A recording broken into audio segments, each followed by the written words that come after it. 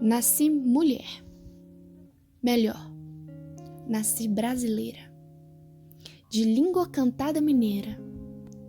Belo Horizontina devota de tardes imortalizadas entre Paraíba, Pernambuco e Alagoas. Nasci embalsamada de Brasil. Meus lábios balançam ao som do samba mais doce das terras tropicais. Afinal, que sola de pé não coça ao som de um enredo?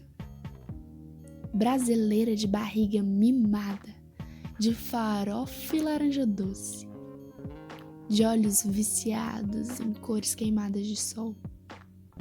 Mineira de café forte, que sabe que os males do país são pouca saúde e muita saúva. Que flerta com um país sem estrupícios, com um país que não cai mais ladeiras e chora só de pensar em arredar os pés do Equador.